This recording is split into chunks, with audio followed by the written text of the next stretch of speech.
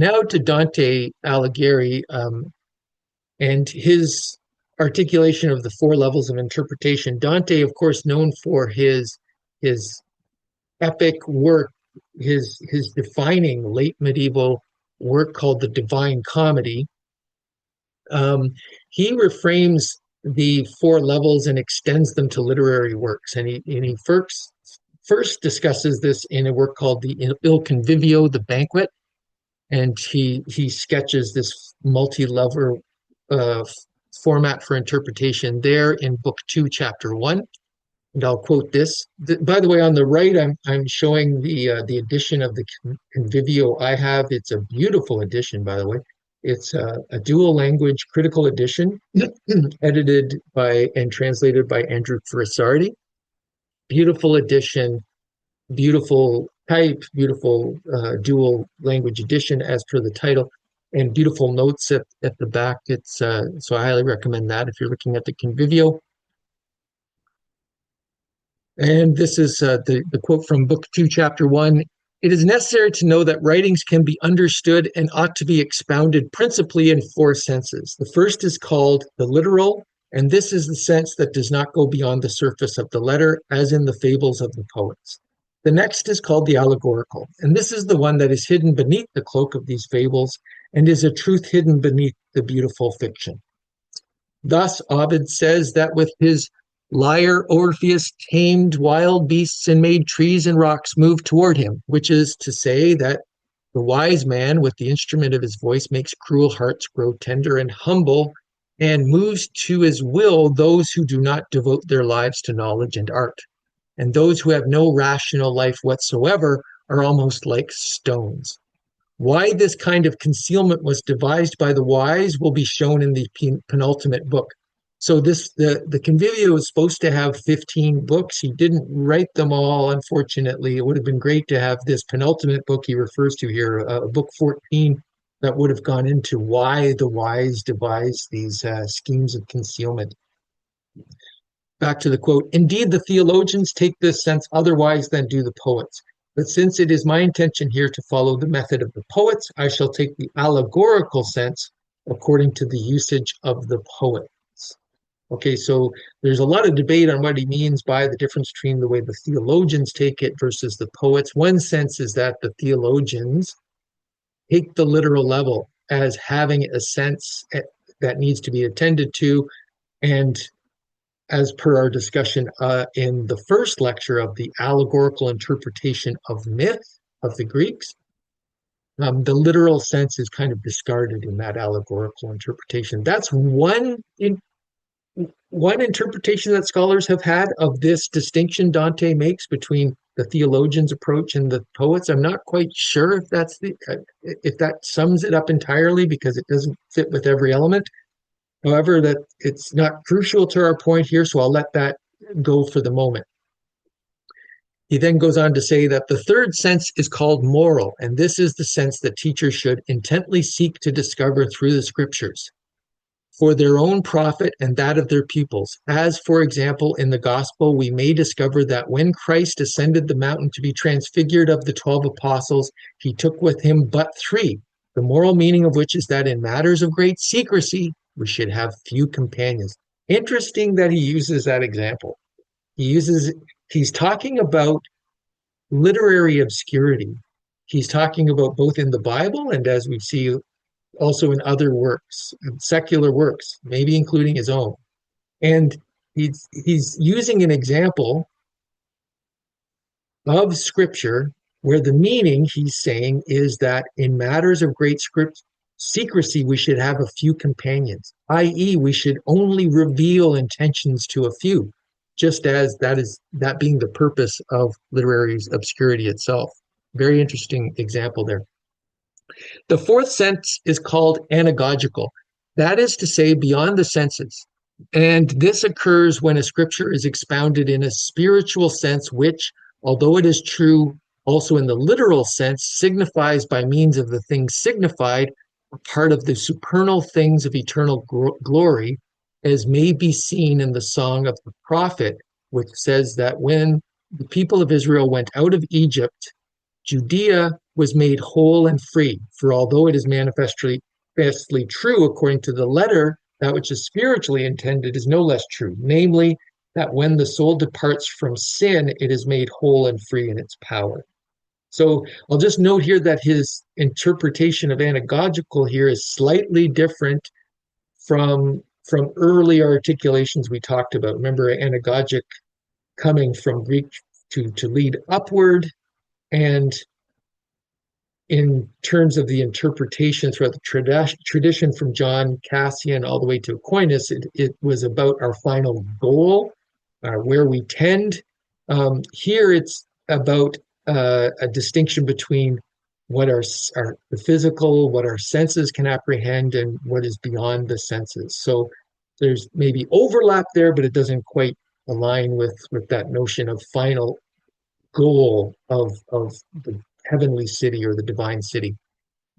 Now, the other work that is crucial for understanding Dante's notion of interpretation is this letter to Con Grande della Scala, or the letter to Con Grande, often shortened to that.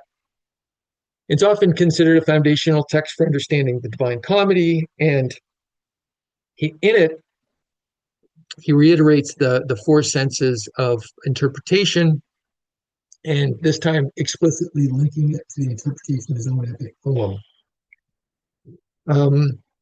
So he sent this letter to his friend and host to explain how to read his Paradiso, and the core of the letter explains that his work and any work of literature in reality can be read through four lenses, and here he outlines the four that we've come to understand: literal, allegorical, moral, and anagogical.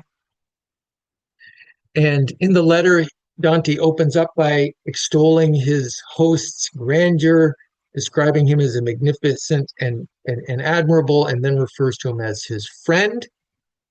He argues that true friendship can exist between individuals of unequal status, just as God befriends humanity, or kings form bonds with virtuous commoners. And as a gesture of esteem, Dante expresses his desire to honor Della Scala by presenting him with a copy of his Paradiso. And he says in paragraph 5 of the letter, "Now of things which exist, some so exist as to have absolute being in themselves, others so exist as to have a being dependent on something else, by some kind of relation. For example, being at the same time or being related to something else, like co-relatives, father and son, master and servant, double and half, whole and part, and the like, as such. And because the being of such depends on something else, it follows that the truth of them also depends on something else. For if we have no knowledge of half, we never understand double, and so the rest." So I just want to highlight that passage because he wants to get to this notion of whole and part. We're not going to understand the part of Paradiso unless we understand the whole Divine Comedy. But so too, we're not going to understand, let us say, the literal level or the physical level of our existence unless we understand the whole and what it relates to and intends, so to speak.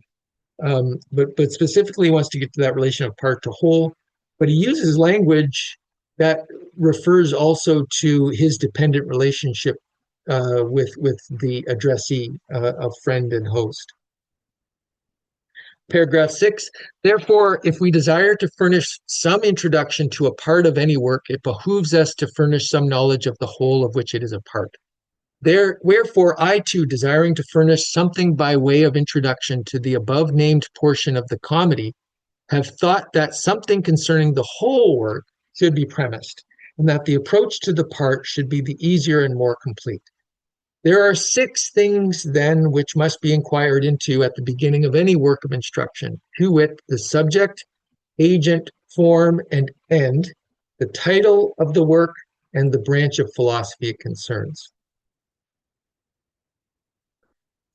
So he goes on to say, "To elucidate then what we have to say, be it known that the sense of this work," so this is a way of getting at the subject of the work, "is not simple, but on the contrary, it may be called polysemous.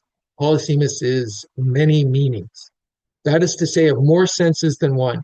For it is what it is one sense which we get through the letter, and another which we get through the thing that the letter signifies.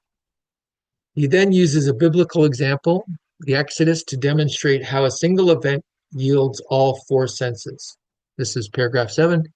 And this mode of treatment for its better manifestation may be considered in this verse. When Israel came out of Egypt and the house of Jacob from a people of strange speech, Judea became his sanctification, Israel his power.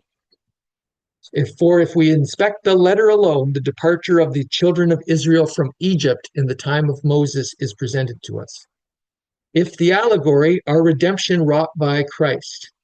If the moral, the conversion of the soul from grief and misery of sin to the state of grace is presented to us. If the anagogical, the departure of the holy soul from slavery of this corruption to the liberty of eternal glory is presented to us. So when applied to his own paradiso, or the Divine Comedy as a whole, we get this in paragraph 8. The subject of the whole work, then, taken in the literal sense, is the state of souls after death, without qualification, for the whole progress of the work hinges on it and about it. Whereas if the work be taken allegorically, the subject is man as good or ill deserts. In the exercise of the freedom of his choice, he becomes liable to rewarding or punishing justice. Now, he only uses literal and allegorical to talk about his paradiso, because he's wrapping up those three senses, allegorical, moral, and anagogical, within this allegory, he says. Now, here's a summary of what we've said about Dante's fourfold interpretation. We have the four different levels on the left: literal, allegorical, moral, anagogical. We can see the next column, how we need to understand those as described in the Convivio. We have examples in the epistle to Grande, paragraph 7, where he uses Exodus, the story of Exodus, to outline those four levels of meaning. He applies it to the paradiso, the literal level being the state of souls after death, and the allegorical, which is a name for all the quote-unquote mystic senses, he calls them, being man as good or ill deserts. In the exercise of the freedom of his choice, he becomes liable to rewarding or punishing justice. And then when it comes to, let's say, parts to investigate in poetry, remember he said there's 6 things to investigate there, the subject becomes these various senses, but in a way, the branch of philosophy, he says, is morals or ethics. So the branch of philosophy that his work has to do with is morals or ethics, because the whole was undertaken not for speculation, but for practical results. And in a way that aligns with the moral sense of interpretation. And then the end or intention of the work is to remove those living in this life from the state of misery and lead them to the state of felicity. And that kind of aligns to anagogical, understood as where you're aiming to, or where you need to aim.